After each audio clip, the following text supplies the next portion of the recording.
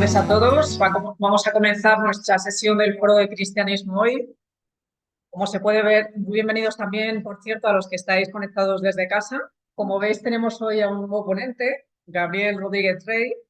Seguramente que su juventud os puede engañar un poco, porque lo cierto es que es una persona filosóficamente muy brillante. Él está haciendo actualmente su tesis doctoral y ha hecho un TFM muy interesante, que es un poco lo que nos va a contar en la sesión de hoy. Entonces, sí que me gustaría indicar que, a pesar de su evidente juventud, es una persona que tiene mucho interesante que contar.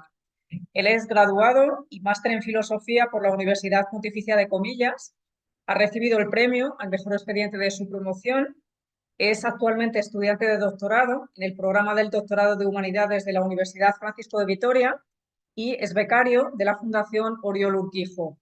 El tema del que nos va a hablar Gabriel hoy es un tema fascinante, como es el tema la persona como vocación de amor según la razón vital. Muy bienvenido, Gabriel, al Ateneo Asturialense y tienes la palabra. En primer lugar, al Ateneo y al Foro de Cristianismo, pues por darme esta oportunidad, y sobre todo a Nieves, por quien me invitó, y ya hay una amistad que nos precede. Y también agradezco pues la oportunidad de hablar de algo que no es solo, digámoslo así, el ámbito de mi investigación, sino que además diría que tengo la suerte de investigar aquello a lo que dedico mi vida o lo que es más importante en mi vida. Y me atrevería a decir incluso que no es solo algo importante para mi vida, sino diría que es algo crucial para la vida de todos los que estamos aquí, ¿no? Hay tres palabras en el título de esta conferencia, son persona, vocación y amor.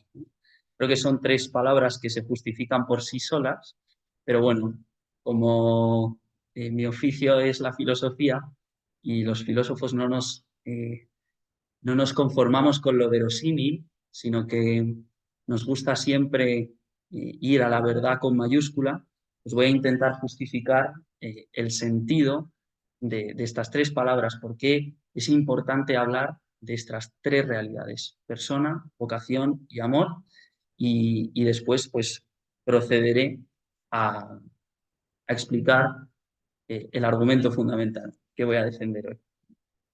En primer lugar, todos los que nos encontramos aquí, bueno, todos ustedes me están escuchando hablar, pero imagínense por un momento que, que no poseyeran la creencia en la realidad personal, que ustedes de repente fuesen infantes, fuesen neonatos, fuesen bebés, ¿no? Y no tuviesen esa creencia básica que supone la creencia personal, pues serían incapaces de entenderme, no sabrían que soy alguien que les está hablando, ¿verdad? Esto hace que os revela que, que la cuestión de la persona y qué significa ser persona es crucial, porque de esa creencia en que somos personas y en que el otro es persona, dependemos constantemente en nuestro trato los unos con los otros. Por lo tanto, qué entendamos que es la persona, o más bien quién entendamos que es la persona, será crucial en nuestra relación. Por otro lado, he utilizado la palabra vocación. Cada uno de ustedes no solo cree en que somos personas, sino que además están aquí por algo y para algo. Ustedes han venido aquí creyendo que era lo mejor que podían hacer. Han elegido estar aquí frente a otras cosas que podrían haber hecho, ¿no? Y creen que tienen motivos para estar aquí. Esto es fascinante, porque no es simplemente que lo hayan elegido, sino que además, no les es indiferente que han elegido, ¿no? O sea, para ustedes, las cosas que deciden en su vida, las acciones que toman, tienen una relevancia, ¿no? ¿Y de dónde viene esta relevancia en la vida? ¿De dónde viene el que con cada acción, con cada decisión que tomamos, en el fondo nos estamos jugando nuestra vida? Estamos jugando cómo va a ser nuestra vida. ¿Por qué esto es importante? ¿Por qué no da igual? Pues en el trasfondo de toda esta problemática subyace la cuestión de la vocación. Es decir, que cada uno de ustedes, tanto ustedes como yo, estamos aquí porque creemos que es lo mejor, pero digamos que esta necesidad de hacerlo mejor nos viene impuesta. Nosotros no la hemos decidido. Nuestra vida consiste en gran parte en descubrir por qué y para qué hago lo que estoy haciendo, por qué y para qué estoy aquí, ¿no? Por eso la importancia de la vocación. Y en tercer lugar, tendría que justificar por qué el amor es algo relevante. Pero me van a permitir que deje esto para el final de la conferencia, porque en el fondo el argumento consiste en eso. Lo que hoy voy a tratar de hacer es exponer con rigor por qué para la persona el amor es algo sustancial, algo esencial, es lo que es el motor de la vida, es lo que le da su dinamismo, su sentido. Y bueno, pues explicado más o menos el título, queda algo que es inexplicado, ¿no? Que es la cuestión de la razón vital, que puede ser lo más confuso de este título, ¿no? La persona como vocación de amor es algo mm, que es más fácil de imaginar, pero la cuestión de la razón vital, a lo mejor alguno pues no la conoce, ¿no? A quien pueden ver a su derecha, ese es José Ortega y Gasset, seguramente lo conocen. Él fue el primero en utilizar el término razón vital. El que está a su izquierda es Julián Marías, que fue su discípulo. Ambos utilizaron este término para referirse a su método filosófico. ¿Y en qué consiste este método filosófico? Pues es muy sencillo. De hecho, ya lo hemos puesto en práctica en esta introducción, cuando les he hecho referencia a su vida, a su situación actual, por qué estaban ustedes aquí, qué es lo que ustedes estaban haciendo, ¿no? Eso a lo que he estado remitiendo, eso podríamos llamarlo su vida, su vida. Y estos autores llaman a su vida la realidad radical. ¿Qué la llaman así? No porque sea la primera ni la más fundamental, sino porque es aquella a través de la cual ustedes se encuentran con cualquier otra realidad. Me explico. Es a través de su vida que ustedes comparecen a esta conferencia. Es a través de su vida que se encuentran con la mesa, con el ruido del autobús que pasa, ¿no? Todas esas cosas comparecen, pero ¿dónde? En su vida. En este sentido, está la realidad radical, que es su vida, y las realidades radicadas en ella, que son todas las que encuentran. Por ejemplo, yo soy para ustedes una realidad radicada. Me encuentro en su vida. Y ustedes para mí son una realidad radicada, porque yo no accedo a su vida en su intimidad. Bien, pero y luego la segunda parte de la palabra, de este conjunto de palabras que, digamos así, sintetiza el método, es razón. ¿Por qué? Porque no se trata solo de comparecer a la vida, sino además de dar razón de ella. También les he remitido a esta cuestión cuando les decía, ustedes están aquí por algo y para algo. Han elegido estar aquí cuando podrían estar en otro sitio.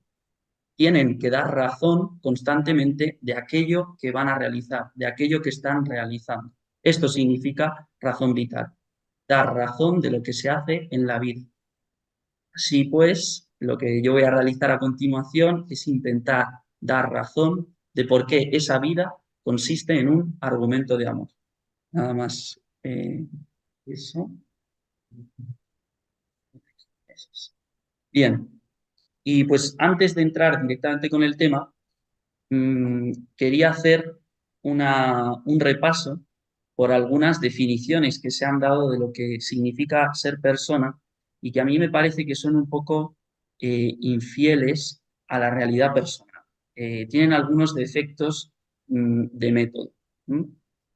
En primer lugar, y sobre todo, voy a hablar de la teoría sustancialista de la persona. Pueden ver ahí, ¿no? Una sustancia espiritual, en el fondo es la misma que la del animal racional, que es la de Aristóteles, ¿no?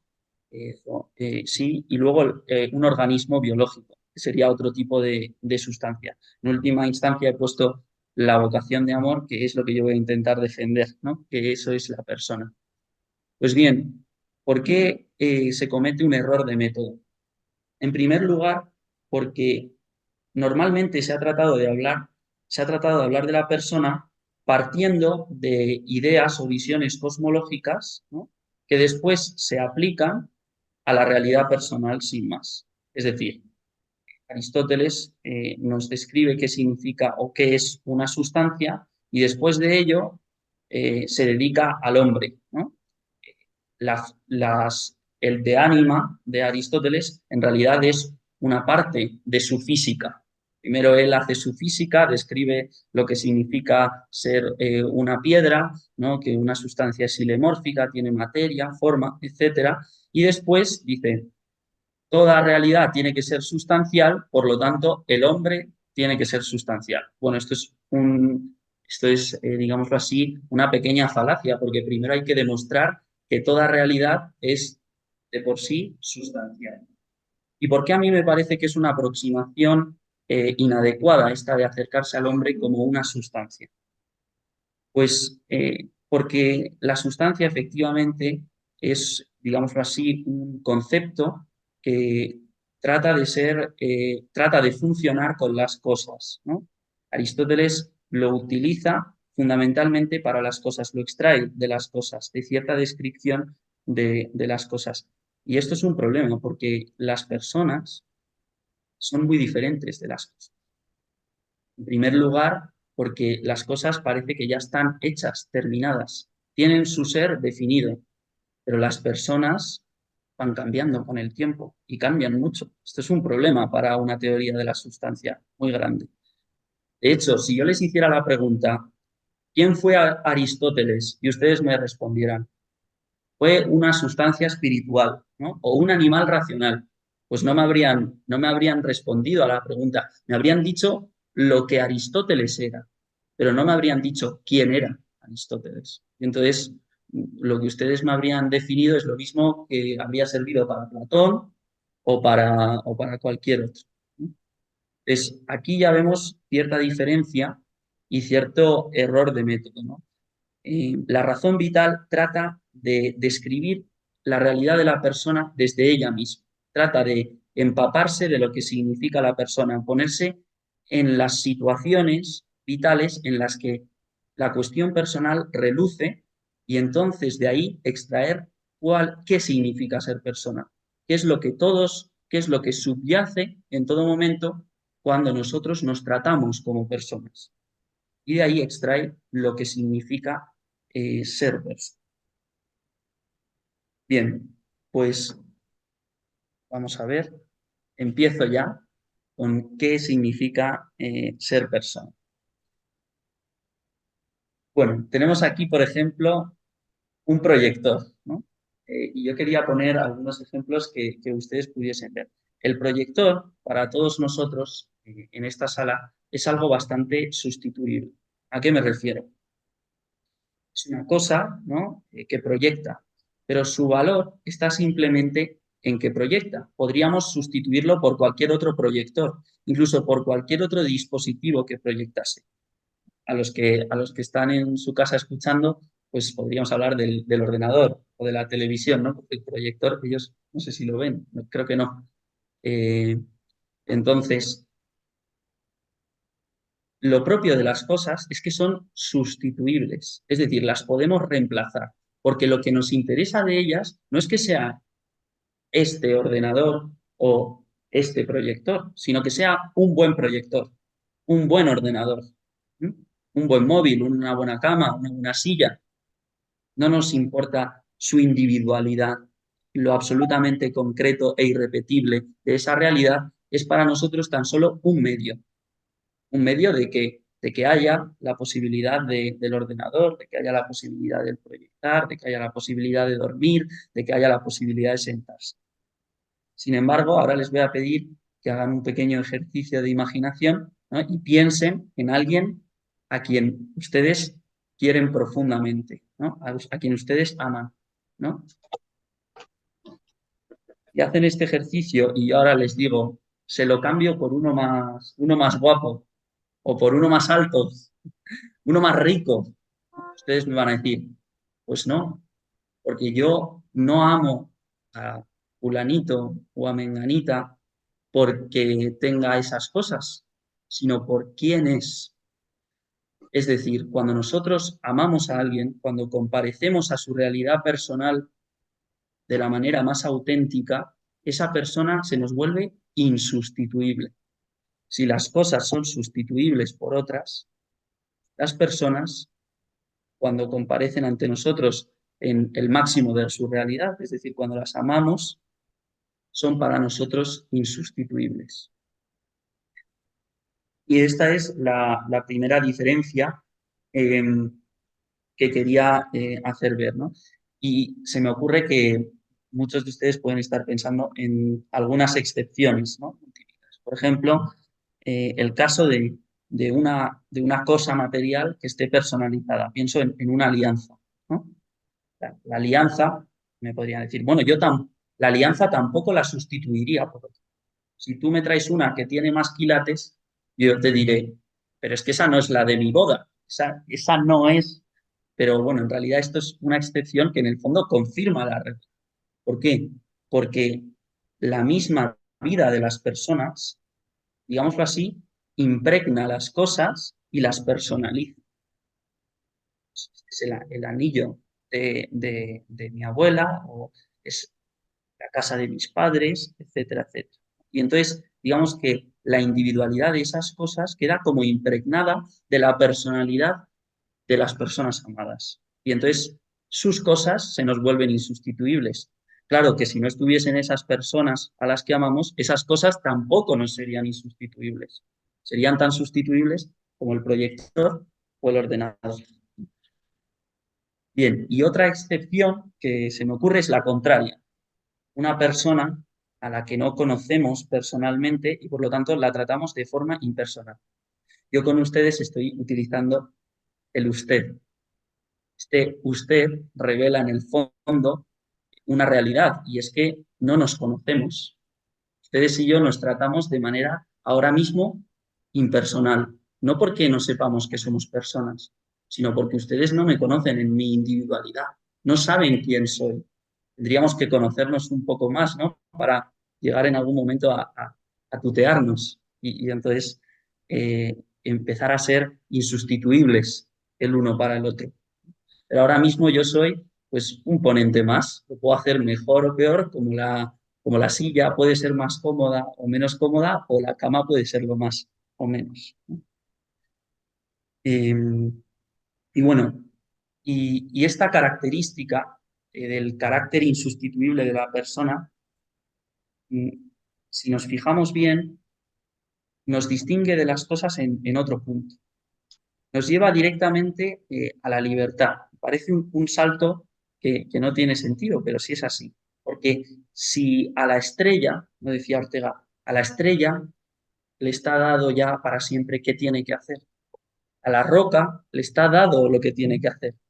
Pero a usted y a mí, justamente porque nuestra individualidad es un fin, porque no somos sustituibles, nos va la vida en lo que hacemos.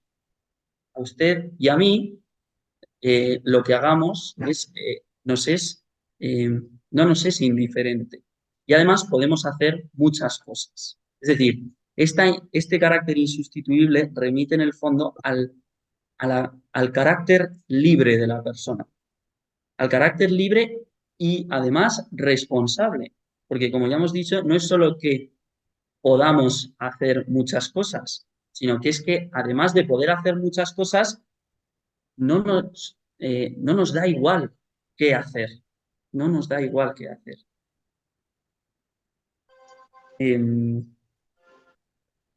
Pues la vida es qué hacer. Decía, ven ustedes en el título que pone qué hacer circunstancial, ¿no? Voy a explicar esta parte de circunstancial, ¿no? Hemos explicado que es qué hacer, que es insustituible, pero la vida también es circunstancial. ¿Por qué? Porque la vida no la hacemos solos. La vida la hacemos con las cosas. La vida la hacemos con lo que nos encontramos, con esas realidades radicadas que yo les había dicho antes. La hacemos con los otros, con la silla, con la mesa, con el lenguaje, con las creencias, las vigencias sociales, con todas esas realidades con las que tenemos que hacer la vida. No es solo que podamos elegir o no hacer la vida con ellas, sino que es que se nos impone hacer la vida con lo que me encuentro, aquí y ahora. No puedo de repente evadirme de este lugar, sino que yo estoy aquí. Yo no puedo, pues bueno, podría salir por la puerta, imagínense, ¿no? No puedo bloquear su existencia, no puedo, todo eso me está vetado porque no estoy solo, porque mi vida la hago con las cosas que me encuentro. A esto lo llama Julián Marías y lo llama Ortega también, circunstancialidad. La vida se hace con lo que yo no soy, pero sin lo que no soy, no puedo hacer mi vida. Es decir, la vida es radicalmente menesterosa. Frente a la piedra, que no necesita nada más, la persona es muy distinta a las cosas, porque la persona requiere de lo que ella no es para existir, para hacer su vida. ¿Quién podría decir yo si no hubiese un tú frente al que decirlo?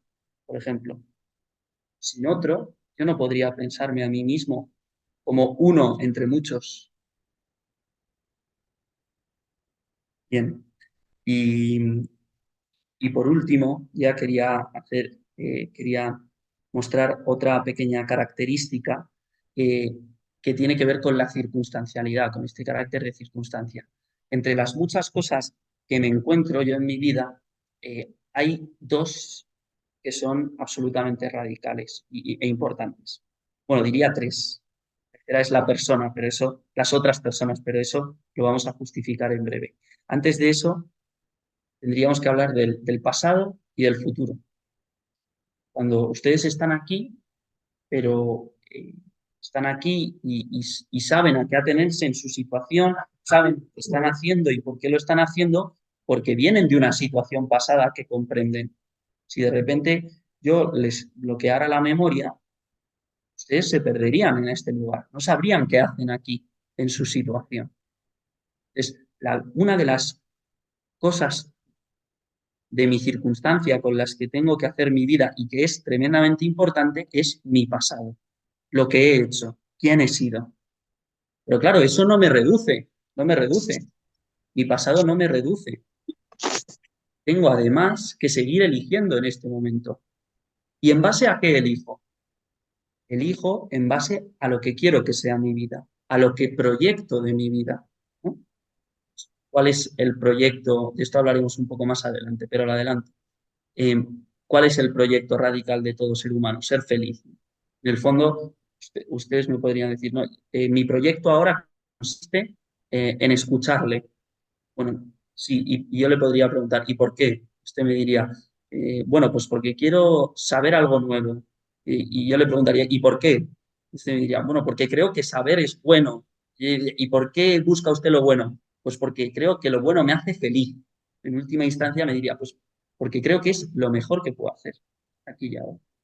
Es decir, en todo momento yo me estoy proyectando. ¿Y dónde me proyecto? Pues no en mi pasado, ni en mi presente, sino en mi futuro. Yo estoy constantemente proyectando mi futuro. Pero si nos damos cuenta, el futuro es algo tremendamente inseguro. ¿Quién se puede dar un solo instante de tiempo? Nadie. ¿Quién, quién le puede dar al universo un segundo más? Nadie. El futuro hace de nuestra vida algo totalmente inseguro. Nuestros proyectos son inseguros y constituye una infidelidad a la propia vida querer escapar de la inseguridad de la vida.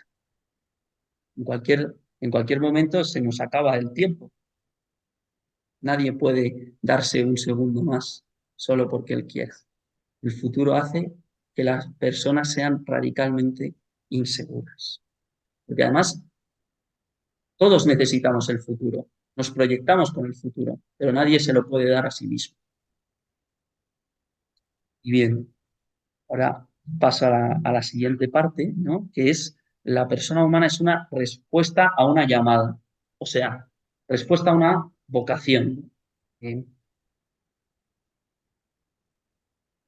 Habíamos dicho que la persona es libre, que la persona, ustedes y yo, nos encontramos aquí haciendo algo, y lo hemos justificado o tenemos ciertas razones, a lo mejor inconfesadas, pero si hacemos un pequeño ejercicio nos daremos cuenta de por qué estamos aquí y no en otro lugar. Eh, y, y esta necesidad de justificación es lo que llama Julián Marías la moralidad intrínseca de la vida. La vida es moral a nivel intrínseco. ¿Por qué? Porque no nos es indiferente qué elegir y nos lo jugamos todo en las decisiones que tomamos. Decisiones más importantes, decisiones menos importantes. Pero nos estamos jugando lo más importante, eh, la felicidad. Les decía, si yo les pregunto por los motivos de, por los que están aquí y luego les pregunto por los motivos de sus motivos y los motivos de los motivos de los motivos y así sucesivamente, llegaríamos a que ustedes están aquí porque creen que es lo mejor, en vista de un proyecto radical que es el proyecto más fundamental de su vida, el de ser felices. Ahora bien, entonces ustedes deciden entre posibilidades diciendo, no, este camino me va a hacer más feliz que este otro, ¿no? Ahora bien, en nosotros, digámoslo así, conviven muchas ideas de la felicidad. Está claro que deseamos ser felices, pero no tenemos claro en qué consiste la felicidad. Y por eso mismo, en nuestra vida tenemos que hacernos ideas sobre la felicidad. A esto Julián Marías y Ortega, sobre todo, bueno, Julián Marías, lo llama teoría intrínseca. Cada vez que nos proyectamos en el mundo, necesitamos cierta idea de las cosas. Bueno, ¿qué voy a hacer aquí yo escuchando a este joven? ¿Qué voy a hacer? Bueno, pues para saber qué hacer, tendré que conocer la lengua, tendré que hacerme una idea de lo que significa una conferencia, de cuáles son los usos y las costumbres de una conferencia. No me puedo levantar o ponerme a gritar, ¿no? O todas estas cuestiones que no están al nivel, digamos, si queremos decirlo así, de la conciencia, forman parte de la vida. Creemos en ellas en todo momento cuando nos estamos proyectando. Esto es fundamental, ¿no? Entonces, nos hacemos una idea de lo que significa ser feliz felices. Y muchas veces no solo una, sino varias. Es decir, ustedes tienen varias trayectorias. Han elegido a veces, en función de cierta idea de la felicidad, que es la idea de la felicidad. Otras veces han elegido la idea de la felicidad como amor. Otras veces han elegido, ¿no? Y en su vida han ido eligiendo. Y eso ha constituido lo que se llama en la razón vital una serie de trayectorias en su vida. Y cada día por la mañana tienen que volver a elegir. ¿Qué voy a hacer hoy? ¿Voy a seguir siendo quien fui ayer o voy a dar un vuelco radical a mi vida? Pero bueno, a mí la palabra felicidad me encanta, pero tiene un poco de trampa. ¿Por qué? Porque la felicidad se ha usado en filosofía muchas veces con un carácter muy universal. Y en el fondo, cuando yo les digo que ustedes tienen que elegir qué hacer aquí y ahora, les estoy hablando de su vida en concreto. O digámoslo así, de lo que a ustedes, a cada uno de ustedes, les puede hacer felices. Y por eso utilizo el término vocación. Primero, porque ustedes no han elegido esa necesidad de ser felices. Se la han encontrado. Se han encontrado con que necesitan serlo, pero no han elegido. Y al mismo tiempo, esto implica cierta heteronomía. No lo he elegido yo, no lo he puesto yo, no me he autopuesto en la vida, ni he puesto a mí mismo el querer ser feliz. Pero al mismo tiempo yo tengo que hacer esto y responsabilizarme, ¿no? Y tengo muchas ideas de lo que significa la felicidad. Pero esta llamada a ser feliz es ser feliz yo, a mi vocación. Fíjense, yo tengo que ser, el camino de mi felicidad a lo mejor está marcado por ser filósofo o estudiar filosofía, pero eso no implica que el de ustedes tenga que ser igual que el mío, ¿no? A lo mejor alguno está llamado a ser bombero, otro astronauta, otro policía, otro profesor, cada uno en su camino. Me gusta el término vocación porque aunque lo podemos llevar a lo universal, siempre guarda un espacio para lo personal y concreto de cada uno. Y, y paso ya a la última parte.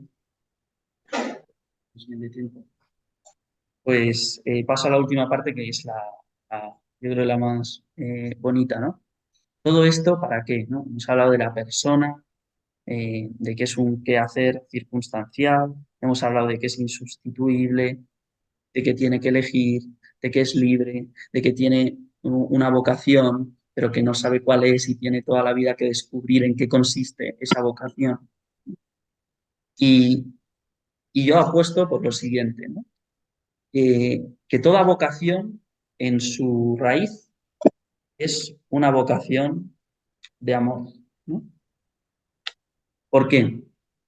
Les decía, la persona es alguien insustituible frente a las cosas que es sustituible.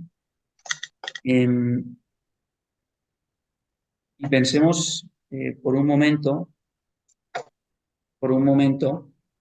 en la cuestión que les decía de la vocación. La vocación nos llama a ser alguien y este alguien tiene que respetar estas condiciones que le hemos puesto a la persona, ¿no? Que nos haga alguien insustituible y al mismo tiempo alguien libre. Nuestra vocación, a aquello a lo que estamos llamados, tiene que ser capaz de llevar nuestra realidad a su máxima plenitud. Y nuestra realidad, hemos dicho, consiste en ser alguien insustituible y libre. ¿Cómo puede ser esto? Pues voy a hablar de algunas eh, ideas que se han tenido sobre el sentido de la vida, el sentido de la persona, la vocación de la persona, que a mí me parecen muy valiosas, pero no últimamente radicales, ¿vale? La primera sería entender la vida eh, como viene implicado en la definición de animal racional. Sería decir algo así como que el sentido de la vida está en descubrir la verdad. Descubrir la verdad. Pero claro, esto no respeta las dos condiciones que le hemos puesto a esa vocación a la que estamos llamados, que son que debe ser algo que nos haga insustituibles y algo que nos haga libres, absolutamente libres. En un sentido pleno. No estoy hablando de libertinaje, ya he hablado de libertad como responsabilidad en todo momento, ¿no? El hallar la verdad lo puede hacer cualquiera, por usted y por mí. Solo hace falta que tenga las características adecuadas o los dones adecuados. Pero eso no define lo insustituible de la persona, que es su individualidad radical. Cualquiera puede ser mejor que usted y que yo para descubrir la verdad. Ni siquiera necesita la libertad. Por ejemplo, en Aristóteles, ¿no? Cuando se adapta Aristóteles a la escolástica en el siglo XIII, pues existe un gran debate por el tema del voluntarismo y el intelectualismo.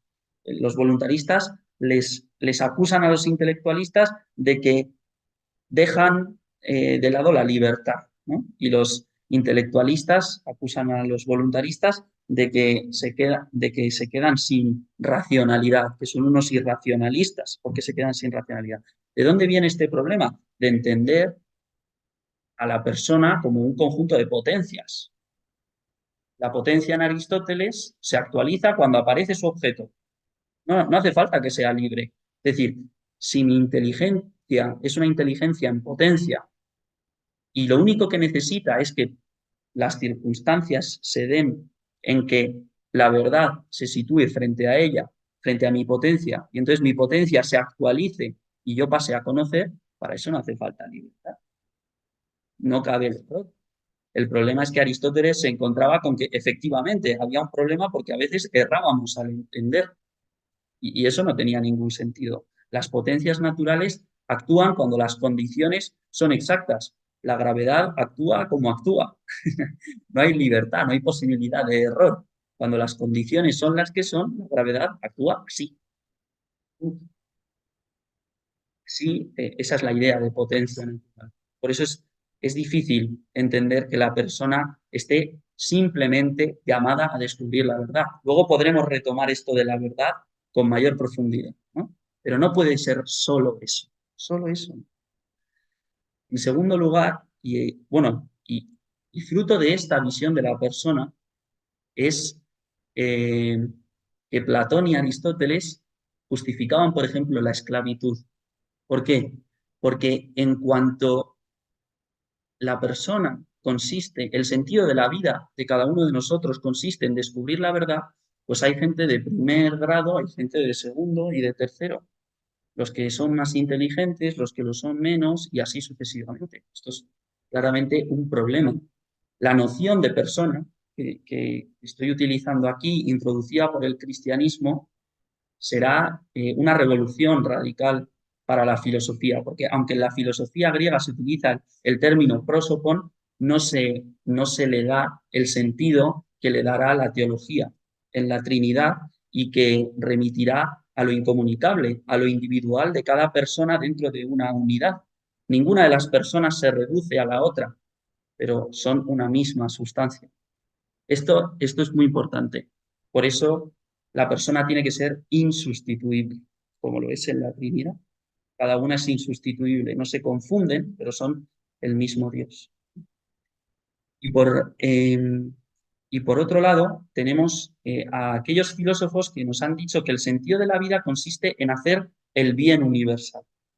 Bueno, esto puede ser importante y se puede retomar, pero tenemos el mismo problema. El sentido de mi vida no solo puede ser hacer el bien o la ley moral en mí, que decía Kant. ¿Por qué? Porque si eso fuese así, entonces sería sustituible. Cualquiera de nosotros sirve para hacer el bien. Por eso, para Hegel, el espíritu subjetivo es solo un momento del desarrollo del espíritu absoluto. Es decir, cada uno de ustedes, espíritus subjetivos, son prescindibles. Lo que importa es el espíritu absoluto. Y tampoco hace falta ser libre. Piensen, por ejemplo, en la opción calvinista. La opción calvinista piensa, ¿no?, que lo importante, el sentido de las personas es su hacer el bien o su hacer el mal. Y por eso hay personas predestinadas a hacer el bien y personas predestinadas a hacer el mal. Porque no importan las personas. Lo que importa es sus acciones buenas y sus acciones malas, pero para eso no hace falta ser libre. Bien, pues yo el único camino que veo para dar sentido a este carácter insustituible de la persona y a su carácter libre es el amor. Y vamos a ver si puedo mostrarlo. Cuando ustedes o yo amamos a alguien, lo primero de todo, esperamos, ¿no? Esperamos ser correspondidos. Pero claro, no podemos imponer esa correspondencia, porque si la impusiéramos, entonces ya no sería amor. Es decir, el amor que yo quiero del otro necesariamente tiene que ser libre.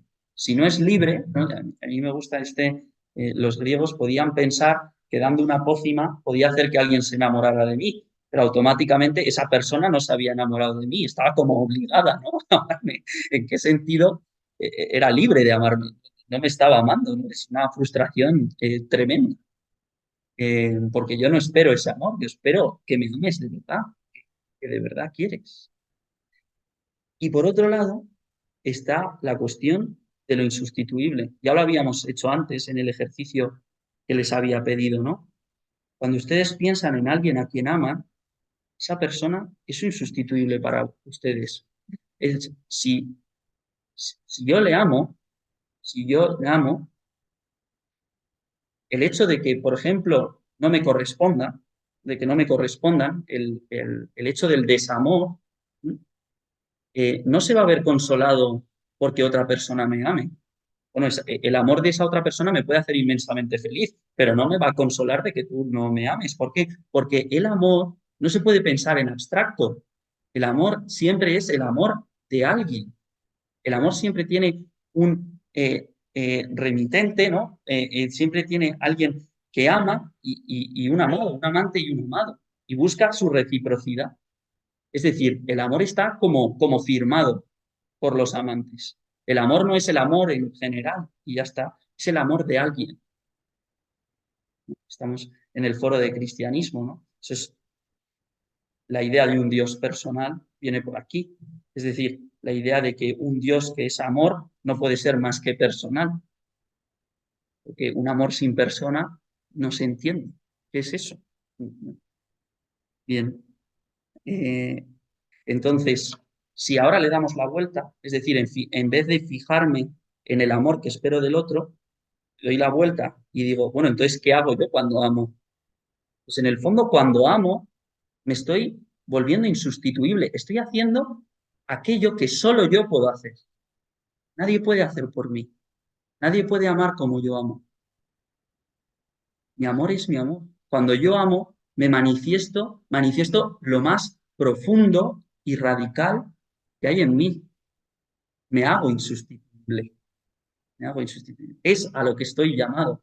Y luego, a partir de este amor, por supuesto, podemos ir al amor al bien, podemos ir al amor a la verdad, podemos ir al amor a la filosofía, podemos ir todos los otros amores. Pero este amor, este proyecto fundamental, es lo único que puede corresponder a nuestro modo de ser, aquello en lo que consiste la persona humana. Es, podríamos decir que la persona vive en un constante intento por responder a una llamada que es el mandamiento del amor. Digamos así, que toda persona está constituida por esta llamada. Amarás a tu prójimo como a ti mismo. Nos quedaría la primera parte del mandamiento, ¿no? Eso es a lo que estoy ahora dedicando la tesis. Pero ¿qué es, no? Amarás a Dios sobre todas las cosas, ¿no? ¿Cómo es posible que yo haya llegado a ser persona? ¿Cómo es posible que yo sea alguien insustituible, de hecho, y por eso me pueda comportar como tal? ¿No? ¿Quién me llama a amar? ¿Quién me llama a amar? ¿Quién me llama y me crea? Esta sería la otra pregunta, pero ya quedaría para, para otra charla, ¿no? Entonces, voy a resumir simplemente. En primer lugar, les he querido hablar de la persona, de en qué consiste ser persona, en qué se diferencia de las cosas. He hecho mucho énfasis sobre todo en este carácter insustituible. Además, hoy en día, en una sociedad altamente utilitarista, esto es muy importante, la persona es insustituible, la persona no es su dolor, la persona no es su inteligencia, la persona no, la persona es más que todo eso. Porque las cosas tienen valor, pero las personas dignidad por esta cuestión. Falta razonarlo filosóficamente, ¿no? Pues la persona es vocación, es decir, en sí misma ya está trascendida, su vida está llamada a un sentido que le trasciende, está siempre buscando algo que le falta, ¿no? Y ya por último, esta vocación es necesario que sea una vocación.